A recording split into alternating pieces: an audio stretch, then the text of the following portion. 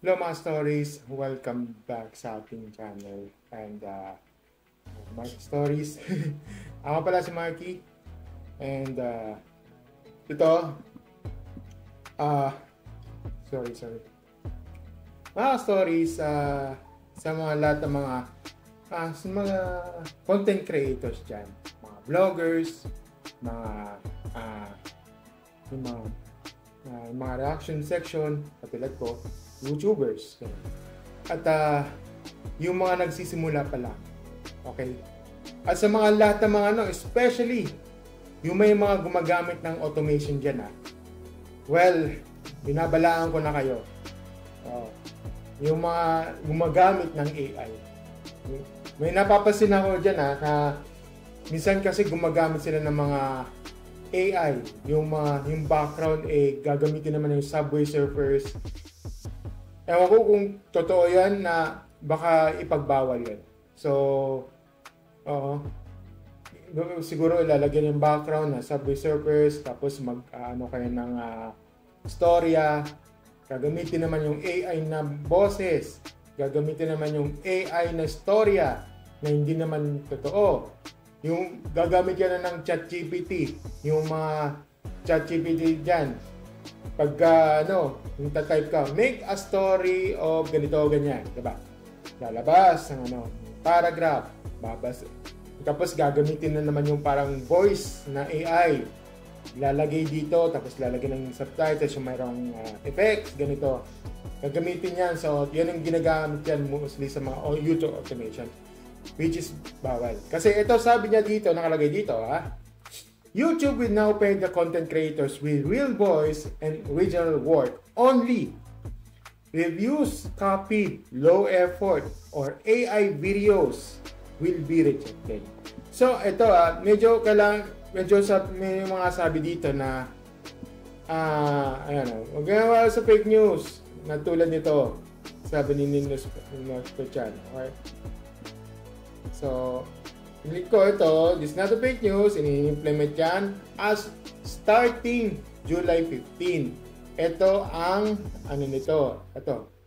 Papakita ko sa inyo ang, yung YouTube partnership program, partner program, monetary policies. Ito, sabi niya dito, in order to monetize a part of the YouTube partner program or YTP, YouTube has always required creators to upload original and authentic content on July 15. YouTube is updated our guidelines to better identify mass-produced and repetitious content. This update better reflects what inauthentic content looks like today. Yan yung, okay. So, in other words, katulad yung sinabi niya, mga AI videos, yung mga low effort. Diba? Ako, nag-effort ba ako? Gumamit ba ako ng AI? Sa tingin nyo, gumagamit ako ng AI. AI ba to sa likod ko? Ito mga to. Papakita ko sa inyo kung AI ba to tinutukoy ko. Ito, sapatos. Ito. Ito fan. TV. Kailan ako kailan naging AI to? Background. Ako na natin nyo. Baka sabihin nyo, tama lang, yan. Yung tuwalya ko.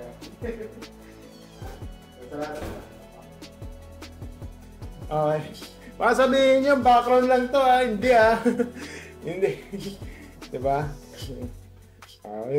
Mamaya may magsasabi yan. Bakit may sinabi ba kaming background dyan? Oy, hindi ikaw ang inusaba ko. Yung mga dyan, na may magsasabi dyan na inutil na troll accounts dyan, na magsasabi na naman dyan na background na naman yan, gumagamit kayo, magdadahilan yan para ibaba na naman yung aking aking recommendation kayo. Tapos sasabihin mo sa akin ng ganyan. Anyway, sige. Yun. At yun nga, naging babala na sa atin yan. Again, yung mga automation, binabalaan ko na kayo. Huwag na kayong alam mo na mangyayari sa inyo if ever sige. Although naman wala naman masama na na gumamit kayo. Na mag-upload kayo. Hindi naman kayo di kayo magiging dito i-serve as warning or parang i-remove man lang yan. Wala naman ganun. However, masaset lang yan pag na-flag kayo na mismong YouTube partner program na to, magiging limited yan. Made-demonetize yan. Pero hindi niya ida-down yung video. Diba? Kumbaga, at saka may tendency kasi magkaroon ng bababa ang views mo. Diba? Yun lang yun. Kaya minsan talaga hindi pinopromote yung mga channels karamitan. Kaya yun. Lalo na sa mga yung mga magbabalak na gumawa ng account, yung mga bagong YouTube accounts, yung mga 0 subscribers, 5 subscribers, 21 subscribers ngayon as of now.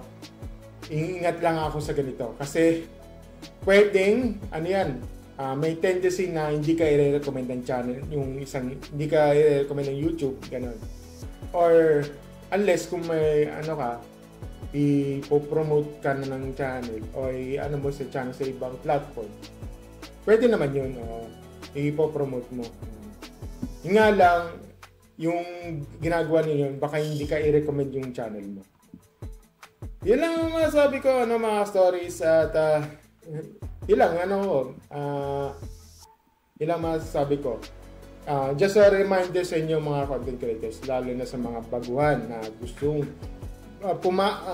para maging content creators sa inyo. Kaya ito na magiging, this is a simple reminder. It's a message of concern.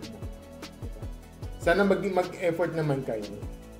Yun lang masasabi ko mga stories. And thank you, yun lang mga stories. Thank you and have a great never-ending stories. Bye! yun lang.